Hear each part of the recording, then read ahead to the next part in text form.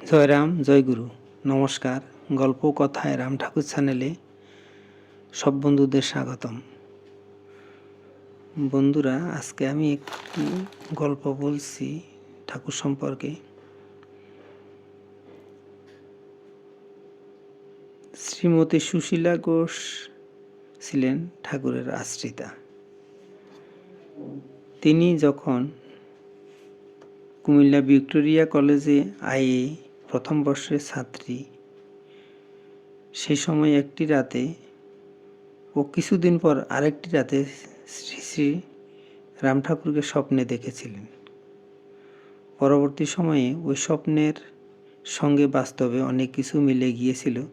তিনি এই ঘটনাটি এরূপ বলেছেন। আজকে আমি আপনাদেরকে প্রথম স্বপ্নের ঘটনা শোনাব, পরবর্তী দিন আবার পরের স্বপ্নের ঘটনা শোনাব। বন্ধুরা, তিনি প্রথম স্বপ্নের ঘটনা বললেন এরকম যে শ্রী হেমাঙ্গ ঘোষের বাড়ি স্থান কুমিল্লা উজিরদিঘির পাড়। শ্রী হেমাঙ্গ ঘোষের বাড়ির সামনে উঠান এবং সেই উঠানটিতে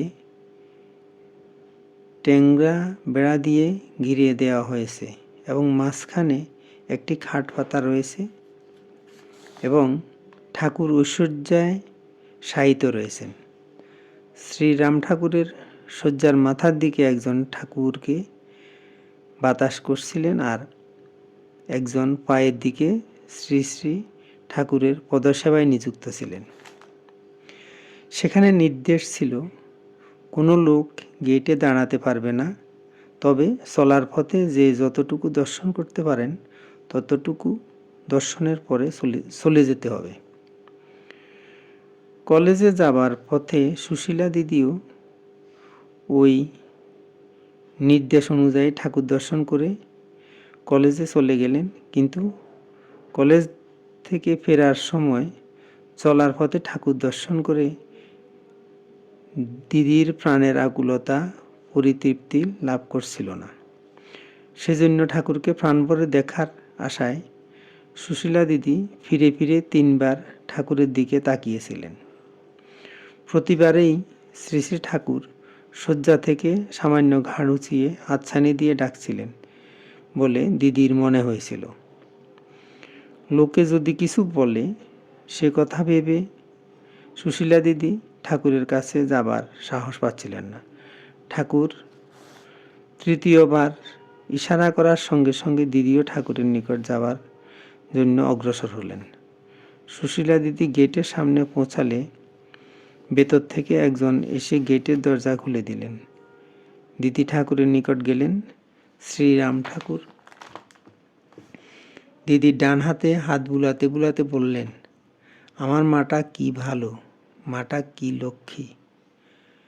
এই দুটো কথাই ঠাকুর বলেছিলেন, অন্য কোনো কথা বলেননি। সুশীলা দিদি ঠাকুরের নিকট নাম চাইলে ঠাকুর স্বপ্নেই দিদিকে নাম দিলেন।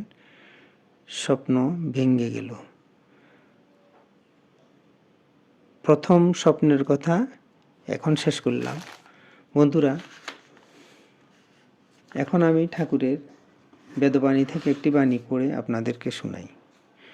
ঠাকুর বলেছেন, সকলেই প্রারব্ধ জানিবে, প্রারব্ধ মান্য করিতে হয়। ইচ্ছার দ্বারা কিছুই হইতে পারে না। কামাদি রজগুণের তরঙ্গ মাত্র স্থির বুদ্ধির সাহায্যে সেই গুণের চঞ্চলতা কমাইয়া পরমানন্দময় নিত্যধাম প্রাপ্ত হইতে পারে। সর্বদা ভগবানের সেবার অনুসরণে থাকিতে চেষ্টা করিবে। বন্ধুরা, আজ এই পর্যন্তই। আগামী দিন আবার শ্রী শ্রী ঠাকুর সম্পর্কে গল্প বাণী নিয়ে আপনাদের সাথে থাকব। বন্ধুরা, চ্যানেলটি যদি আপনাদের ভালো লেগে থাকে তাহলে বেশি বেশি করে সাবস্ক্রাইব করে চ্যানেলটির পাশে থাকবেন, লাইক শেয়ার কমেন্ট করবেন। ধন্যবাদ। ভালো থাকবেন। জয় গোবিন্দ। গুরু কৃপেই কেবলম।